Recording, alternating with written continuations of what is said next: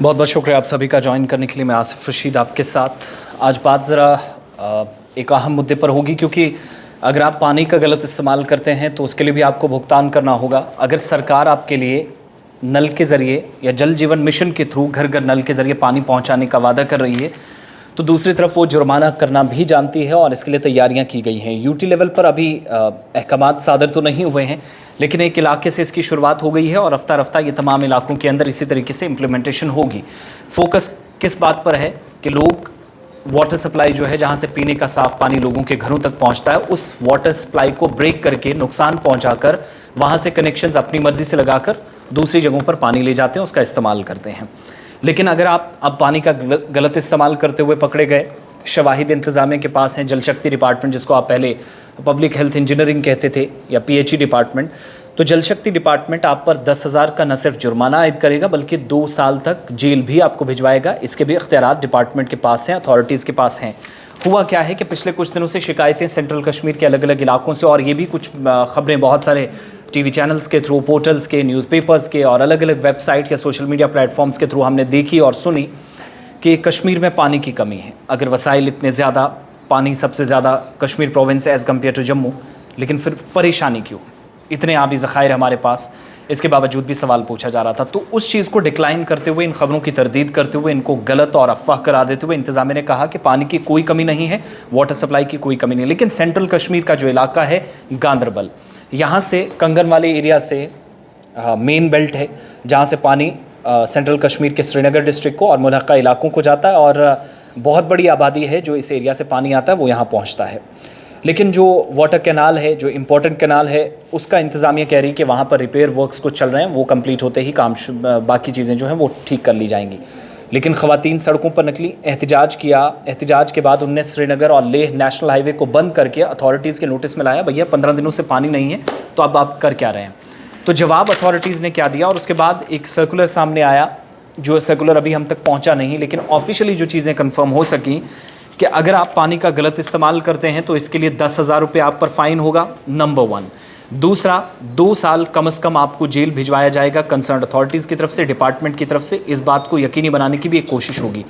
हुआ क्या है कि डिपार्टमेंट कह रहा है कि उनके नोटिस में है, कई लोग इरिगेशन पर्पज़ के लिए, यानी ज़री पैदावार के लिए, या फिर जो काश्तकारी करते हैं, खेतीबाड़ी करते हैं, वो पानी का इस्तेमाल मेन वाटर सप्लाई से करते हैं। तो उन लोगों की एक बड़ी परेशानी आज के वक्त में क्या है कि वाटर सप्लाई को ब्रेक करके, मोटर्स का इस्तेमाल करके, वहाँ पर जदीद टेक्नोलॉजी का सहारा लेकर वो पानी इन एरियाज़ से काटते हैं। उसकी वजह से पानी जो है वो लाइन ठप हो जाती है, घरों तक नहीं पहुँचता। नंबर 1, एक तरह से आप एक्सक्यूज़ भी कह सकते हैं, और 50-50 आप इस डिसीजन को ले लीजिएगा।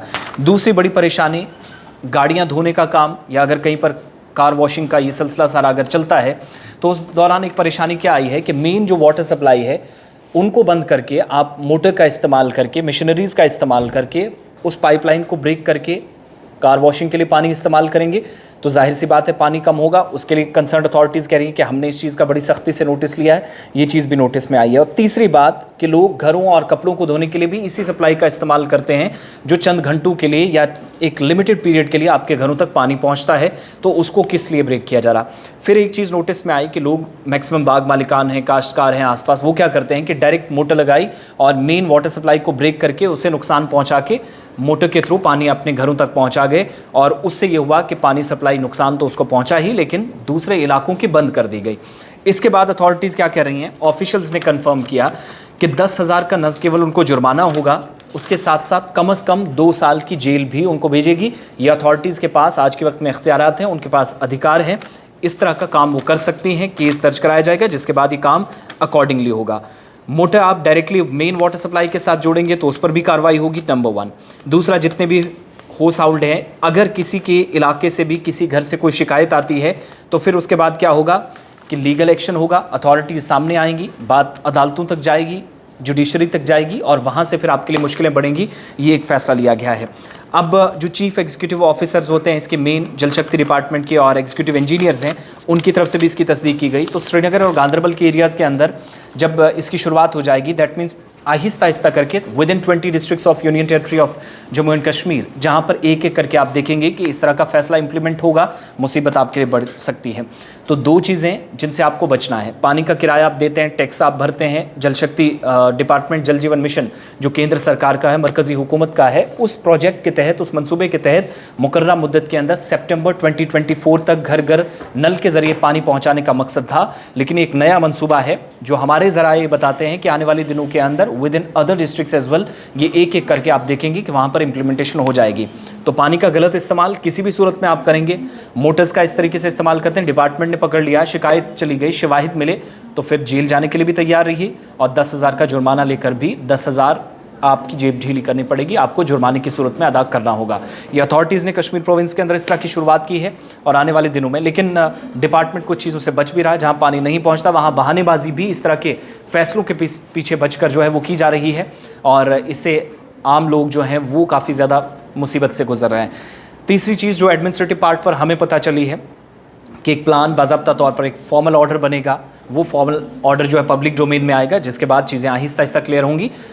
इस फैसले को हतमी शक्ल दी जाएगी, लाएमल आगे का तैयार किया गया है, प्लानिंग क्या होगी, प्रिपरेशंस क्या होंगी, उस हिसाब से नेक्स्ट फैसला जो है वो लिया जाएगा। बहुत बहुत शुक्रिया आप सभी का।